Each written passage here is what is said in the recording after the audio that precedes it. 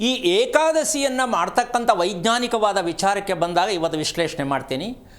ಪ್ರತಿದಿನ ಮನುಷ್ಯನಿಗೆ ಉಪವಾಸ ಮಾಡುವಂತಹ ವಿಚಾರ ಗೊತ್ತಾದಾಗ ನಿಮ್ಮಲ್ಲಿ ದೈವತ್ವ ಬರುತ್ತೆ. ಪ್ರತಿದಿನದ ಉಪವಾಸ ಆಗುತ್ತೆ ಅಂತೀಯ? ಇಲ್ಲ ಅಂತೀಮ್ಮ.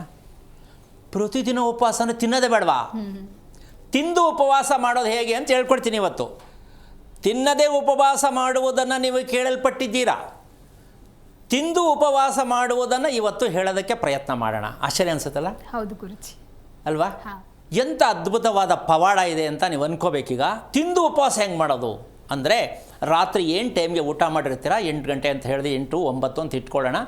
ಇದಕ್ಕೆ ಕ್ಲಾಸ್ 1 ದೇಹ ಚೆನ್ನಾಗಿರ್ಬೇಕು ಸ್ವಾಮಿ, ಏನು ಸಮಸ್ಯೆ ಬರಬಾರ್ದು ಸ್ವಾಮಿ ಅಂದರೆ ಕ್ಲಾಸ್ 1 ಆಗಿರಬೇಕು. ಇಷ್ಟ ತಾನೇ? ರಾತ್ರಿ ಊಟ ಮಾಡಿದ 16 ಗಂಟೆ ಟೈಮು ಬೆಳಗ್ಗೆ ಬ್ರೇಕ್ಫಾಸ್ಟ್, ಕ್ಲಾಸ್ 1 ದೇಹ. ರಾತ್ರಿ ಮಾಡಿದ ಊಟದ ಸಮಯವನ್ನು ಕೌಂಟ್ ಮಾಡ್ಕೊಳ್ಳಿ. 8 ಗಂಟೆ, 9 ಗಂಟೆ, 10 ಗಂಟೆ, ಯಾವ ಸಮಯಕ್ಕೆ ಊಟ ಮಾಡ್ತೀರಾ, ಏನನ್ನು ತಿಂತೀರಾ ನಿಮ್ಮ ಇಷ್ಟ ಬರ್ಕೊಳ್ಳಿ. ಅದರಿಂದ 16 ಗಂಟೆ ಬೆಳಗ್ಗೆಗೆ ಹೋಗ್ಬೇಕು ನೀವು. ಬೆಳಿಗ್ಗೆ ನೀವು ತಿಂಡಿ ತಿನ್ನೋ ಟೈಮ್ಗೆ 16 ಗಂಟೆ ಆಗಿರಬೇಕು ಗ್ಯಾಪ್. ಇದು ಕ್ಲಾಸ್ 1. ಹೆಲ್ತಿಯಾಗಿ ಚೆನ್ನಾಗಿ ದೈವತ್ವ ನಮ್ಮಲ್ಲಿದೆ ಅನ್ನೋದಕ್ಕೆ ಪ್ರೂವ್ ಮಾಡೋದಕ್ಕೆ 16 ಗಂಟೆ ಬೇಕು.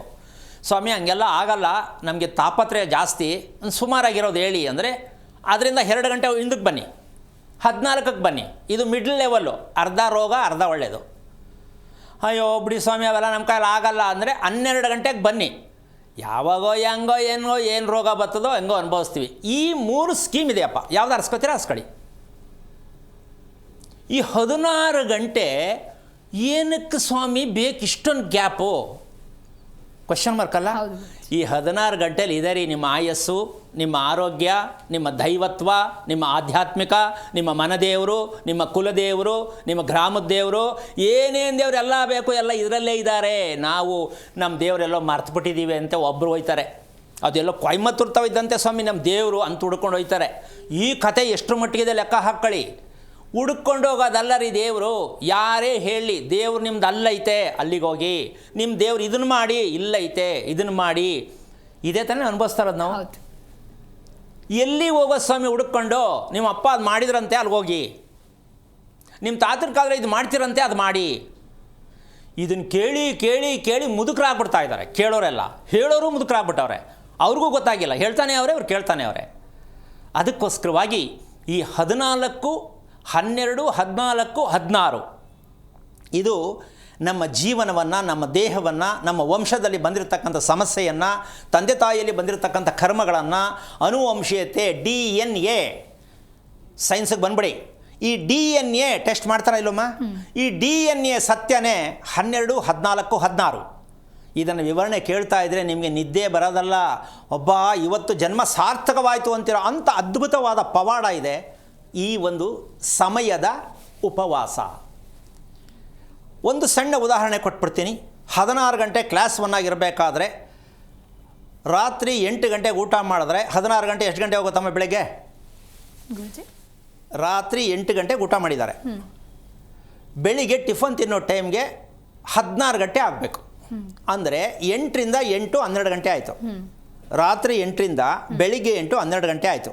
ಓಕೆ, ಇದು ಅರ್ಧ ರೋಗ ಅರ್ಧ ಒಳ್ಳೆಯದು.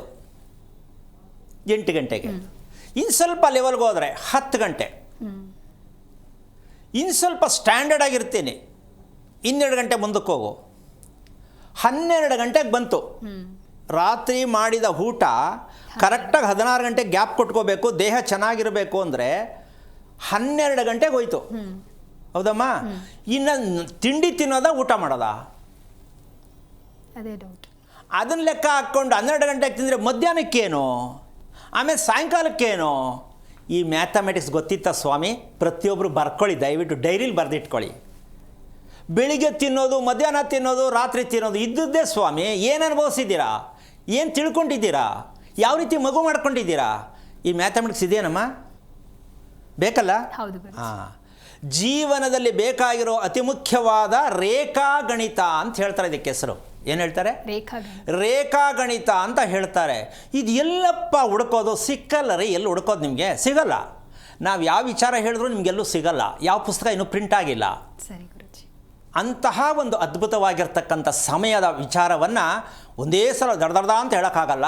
ಸದ್ಯಕ್ಕೆ ತಿಳ್ಕೊಳ್ಳಿ, 12 ಗಂಟೆ, 14 ಗಂಟೆ, 16 ಗಂಟೆ ಗ್ಯಾಪ್ ಕೊಡ್ತಕ್ಕಂಥ ದೇಹ ಯಾವ್ಯಾವುದೆಲ್ಲ ಬೇಕಾಗತ್ತೆ ಅಂತಕ್ಕಂಥ ವಿಚಾರವನ್ನು ತಿಳಿಸೋದಕ್ಕೆ ಪ್ರಯತ್ನ ಮಾಡ್ತೀನಿ.